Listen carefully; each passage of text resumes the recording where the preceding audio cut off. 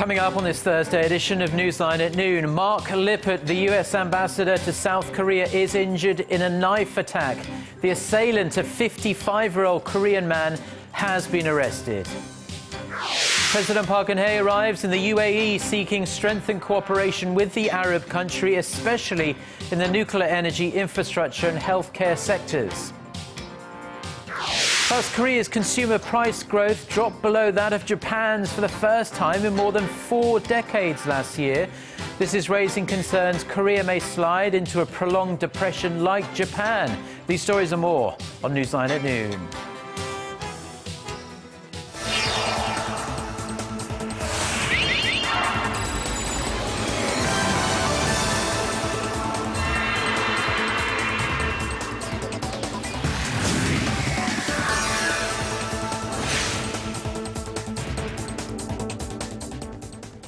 It's noon Thursday, March 5th here in Korea. Thanks for tuning in. Live from Seoul, I'm Eoh Jin-joo. It's very good to have you with us. I'm Mark Broome, and we start with the shocking news that the U.S. ambassador to South Korea, Mark Lippert, has been attacked by a man armed with a knife.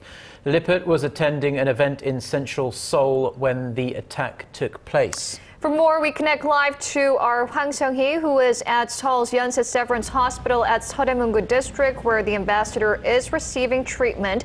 Seung-hee, how is the ambassador doing? And please walk us through what happened today.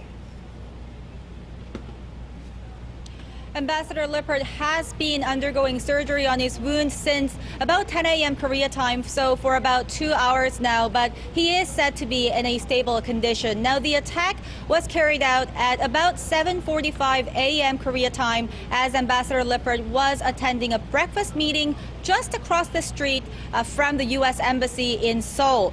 Now, Lippert was waiting to give a speech at the meeting when the man attacked him with a 25-centimeter long blade.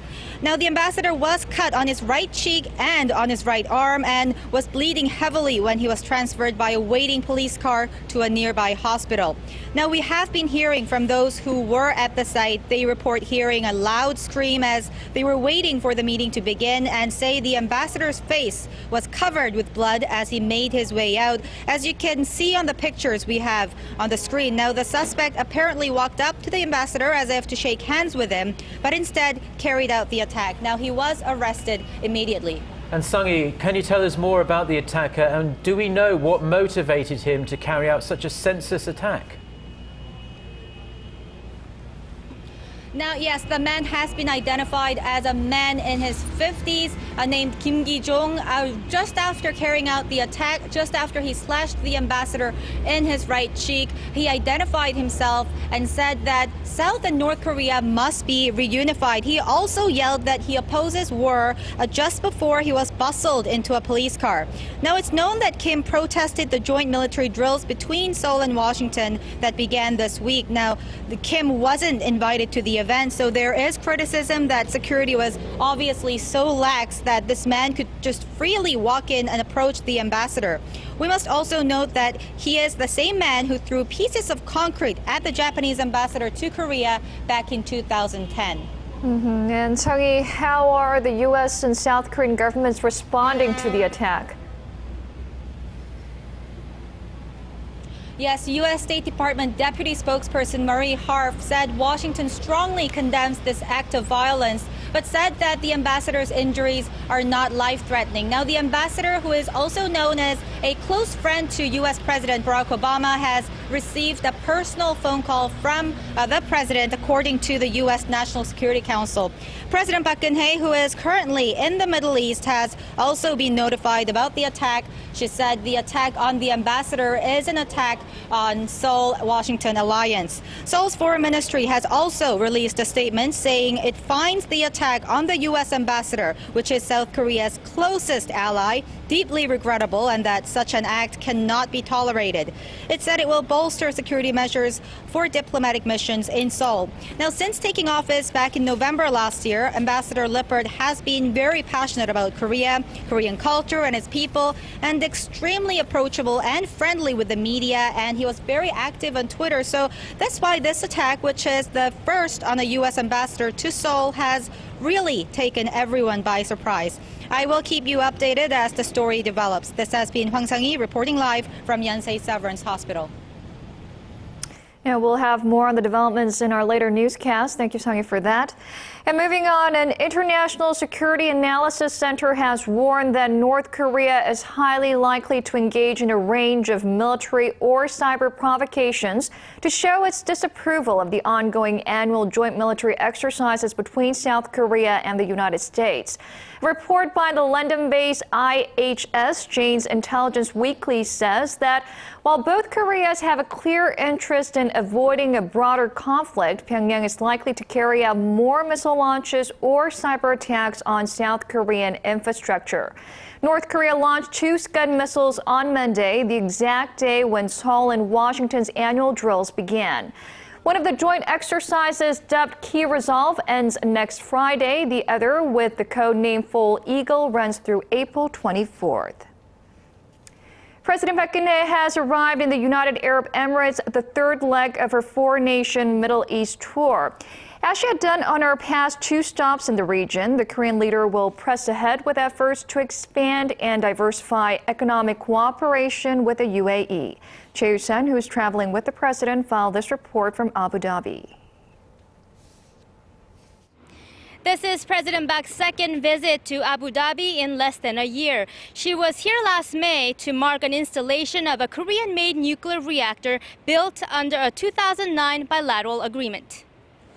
The reactor at the Barakah nuclear plant site, some 300 kilometers west of Abu Dhabi, is part of a $19 billion contract Korea won to build 4 nuclear plants in the Gulf nation by the year 2020. It's Korea's first ever nuclear reactor export. President Park's previous trip had to be brief because it came only 1 month after the Seoul ferry disaster. This time, she plans to carry out her diplomacy in full force to strengthen Seoul's cooperation with Abu Dhabi in nuclear energy, infrastructure, and healthcare. In an interview with the UAE's official news agency, President Park stressed Korea and the UAE will be able to enjoy shared prosperity if they bolster economic ties in such high value-added areas. In that respect, the Korean president said the Barakah plant project has laid the groundwork for two-way cooperation for the next 100 years. She added the 2 sides have complementary strengths: Korea in manufacturing, ICT and healthcare, the UAE in energy, finance and capital. President Park then said she hoped to go beyond the economy to bolster security cooperation with the UAE, as peace and stability in the 2 sides' respective regions, Northeast Asia and the Middle East, are crucial to their prosperity. Chae Yoo-sun, Arirang News, Abu Dhabi. Korea is calling on Japanese Prime Minister Shinzo Abe to reflect upon and show genuine sorrow for his country's past wrongdoings if he makes a planned speech to U.S. Congress during his visit to Washington next month or in early May. Speaking to reporters in Washington on Wednesday, Korea's National Assembly Speaker Jung Eui-hwa said true reconciliation between Korea and Japan can only happen when Tokyo offers a sincere acknowledgement and apology for its wartime atrocities. Jung says he delivered his message during meetings with U.S. House Speaker John Boehner and House Foreign Affairs Committee Chairman Ed Royce. During their meeting, the Korean lawmaker and Boehner agreed to propose that Korea's National Assembly and the U.S. Congress adopt a joint resolution marking the 70th anniversary of the end of World War II. Officials from the United States and Japan are holding talks in Tokyo today as they look to iron out their remaining differences over the so-called Trans-Pacific Partnership deal. Some watchers have speculated that recent controversial comments made by a top U.S. official could have been made to butter Tokyo up to ensure negotiations go smoothly. Connie Kim reports. Delegations from the U.S. and Japan are meeting in Tokyo on Thursday for talks over a regional free trade deal, the Trans-Pacific Partnership. The 2 nations have reportedly reached consensus on some of the most sensitive items, such as automobile and agricultural products, and they're pushing to conclude the talks before Japanese Prime Minister Shinzo Abe's visit to Washington in late April or early May. The TPP meeting is garnering extra attention as it follows some controversial remarks made last week by a senior U.S. official. Undersecretary of State Wendy Sherman said political leaders should not exploit nationalist feelings and earn cheap applause by vilifying a former enemy. The comments sparked outrage in Seoul with Korean officials, saying Washington was letting Japan get away with whitewashing its wartime atrocities.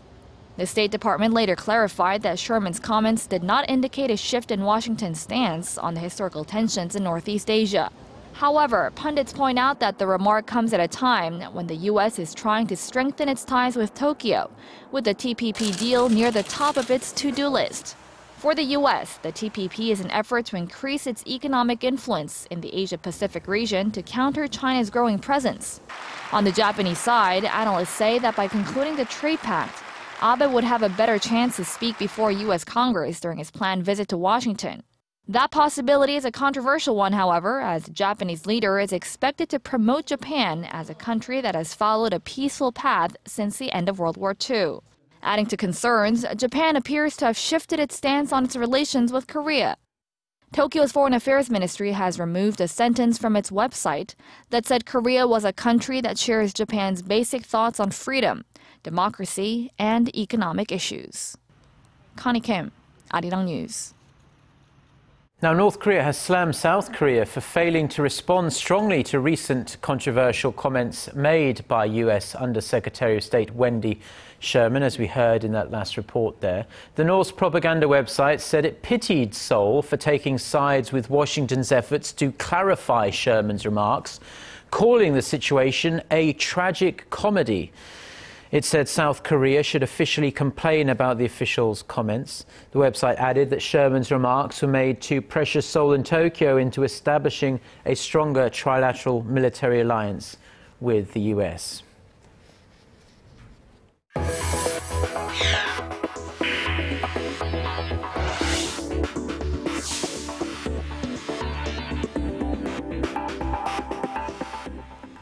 For the first time in more than 4 decades, Korea's consumer prices grew at a slower pace last year than Japan's did. Low inflation means the economy is losing vitality, and this is raising concerns that Korea might be headed for an era of Japan-style deflation. Our Sun Jung-in has the details. Korea's inflation rate stood at 1.3% in 2014, almost 1.5 percentage points lower than that recorded by Japan. It's the first time since 1973 that Korean consumer prices grew slower than Japan's. While Japan's inflation rate was buoyed by a weak yen and a sales tax hike, prices in Korea remained flat due to a drop in petrochemical products and agricultural goods. But it's not just Japan where prices grew faster than Korea, prompting concerns that the domestic economy might be nearing a Japan-style deflation. Korea's consumer prices were even below the OECD average of 1.7% and the average price growth rate of 1.6% of G7 countries, including Canada and the United States. The Korean government, however, has dismissed concerns over deflation risks, saying the country's core inflation rate stood at over 2.3% last month compared to the same period a year ago. For all of last year, the core inflation rate, which excludes volatile energy and food prices, grew by 2% from 2013. An unnamed finance ministry official says that the government so far has no specific plans to tackle the country's low price trend. Sun Jung-in, Arirang News. The government is holding off on plans to raise cigarette prices at local duty-free shops amid growing worries it may lower price competitiveness. An official from the Ministry of Strategy and Finance said Thursday that they have decided to take a wait-and-see approach as the price hike plan was seen as unprofitable. The government's biggest concern is duty-free shops in China that haven't yet raised prices of Korean tobacco. For the time being, they will monitor prices in duty-free shops in China and other countries as well. The government was previously considering a price hike for duty-free cigarettes, which are currently 60% below market price, following a cigarette price hike of $2 a pack implemented earlier this year. China has lowered its economic growth target for 2015 to around 7% amid worries the country could face greater financial challenges this year. In an annual report to the National People's Congress on Thursday, Chinese Premier Li Keqiang set the country's gross domestic product growth target at about 7% this year. That, in fact, is the lowest target in 11 years.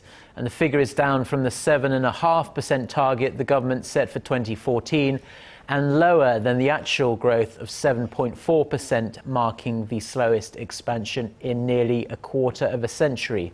Meanwhile, the country aims to increase its defense budget by roughly 10%. That was announced a day earlier. Now, we have the second in our three-part series looking at China's slowing economy and the impact it's having on Korea. And today we're focusing on Korean exporters to find out what they need to do to counteract the slowing growth of their biggest trading partner. Eoh Jin-joo has this report. Korea's exports to China dropped by almost 0.5% last year, a stark contrast from the average annual growth of over 20% from 2000 to 2008 and 14% after the global financial crisis. It used to be global demand that determined Korea's exports to China, as Korean firms largely ship intermediary goods to the country. The situation now, however, is quite different. A majority of intermediary goods exported to China for assembly are now consumed within China. So Korea's exports to China are more affected by the demand in that country than in other nations like the U.S. or the EU. A recent report shows that a 1 percentage point drop in Chinese growth equals a 0.17 percentage point cut in Korea's GDP. And with China posting its worst growth in 24 years in 2014, prompting the government to focus on boosting domestic consumption, experts say that old business strategies will no longer work. The consumer market will continue to expand in China, so in the long term, Korean exporters should look into what kind of consumer goods will meet the needs of the Chinese people. What's even more unsettling is that Chinese firms are now improving their own supply capacity to replace Korean intermediary goods. Many key Korean industries are concerned that their main export items like display screens, steel, and petrochemical products will get squeezed out of China within the next few years. Such a changing landscape has raised the urgency for Korean exporters to produce high-quality finished goods catering to China's changing demand. 홍지혜, Arirang News. Korea's leading conglomerate Samsung has been declared the second most valuable brand in the world.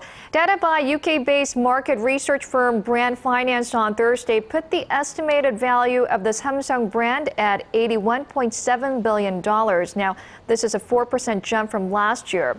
The top dog at the moment is Apple, whose brand value was estimated at $128.3 billion. The market research firm calculates the brand's value based on a company's financial health and the brand loyalty of consumers. Samsung was followed by Google and Microsoft, estimated at $76.6 billion and $67 billion, respectively. The rising popularity of large, high-resolution screen smartphones has hit the tablet industry hard. Tablet sales of major players in the market like Samsung, Apple, and Amazon all plunged in the final 3 months of last year. Park Geun-hye reports. The global tablet market saw its first ever on-year drop in sales during the last quarter of 2014. According to market research firm IDC, tablet sales dropped 3.2% in the fourth quarter from the previous year. This is the first sales drop in the global tablet sector since the devices were introduced in 2010. Apple sold some 21 million units of its iPad during the fourth quarter of last year, a decline of nearly 18% from the same period in 2013. Samsung sold 11 million tablets during the same period, a drop of more than 18%. Amazon suffered a whopping 70% drop during the same period. Only China's Lenovo recorded positive growth of about 9% in the fourth quarter from the year before, thanks to marketing and sales strategies like selling its laptops alongside its tablets. Industry watchers say the popularity of large-screen smartphones like the Galaxy Note and iPhone 6 Plus represents an increasing threat to tablets. With the high-end tablet market becoming increasingly saturated, Apple is aiming to expand into the enterprise computing market with the iPad following a partnership deal with IBM last year. Park Ji-won, Arirang News.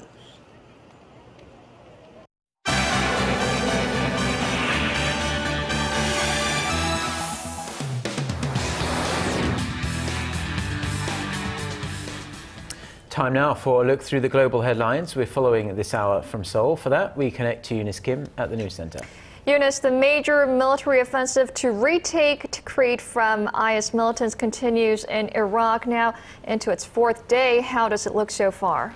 Well, Jinju pro-government forces are trying to surround the strategic and psychologically important city of Tikrit. Forces moving in steadily, unlike its previous failed attempts on Tikrit, this time reportedly under a significant leadership of advisors from Iran, which of course is its enemy from the past. Now, Iraqi army officials said soldiers and allied fighters had surrounded and sealed off Al-Dur south of Tikrit and another village north of the IS-held city before they tried to enter Tikrit, where IS fighters are suspected to be preparing for a fierce fight.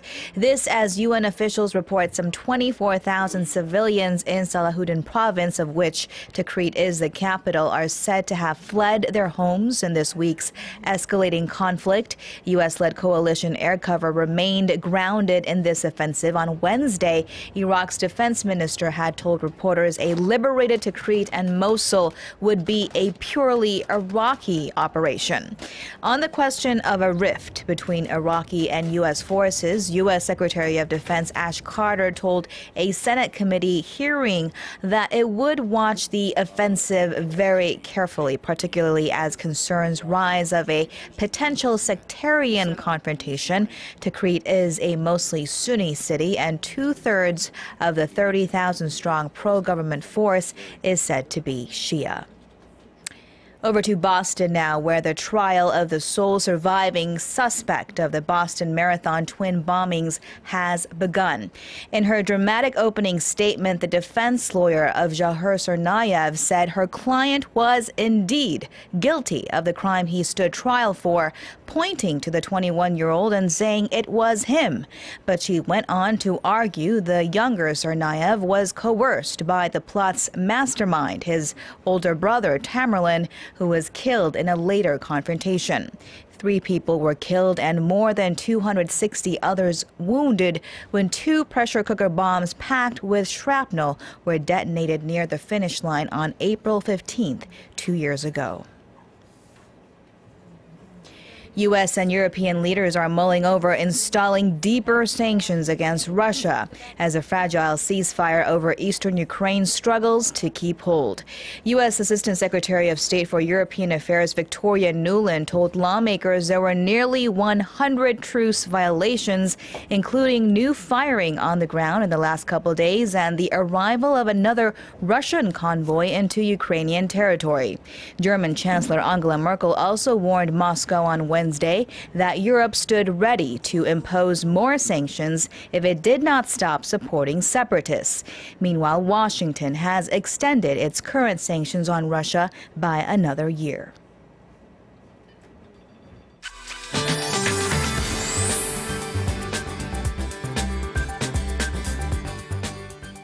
Well, the freezing morning is turning into a mild day with temperatures much higher than yesterday, and this cold snap will ease tomorrow afternoon. And it's Jeongwol Daeburum today, the day of the first full moon of the lunar year, and the moon will rise at 6:09 p.m. this evening here in Seoul. And thanks to the fairly clear skies, we'll get to see the beautiful full moon throughout the night. And as for today's temperatures, the daytime high here in the capital capital will climb up to 6, while the top temperatures in Daegu, Gwangju, and Busan will all get up to 8 this afternoon. And as for the other regions, Jeju Island and Daejeon should see a high of 6 and Dokdo peaks at 2.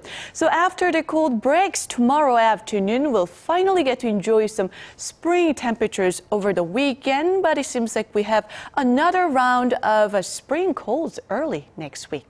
Well, that's all for Korea, and here's international weather for viewers around the world.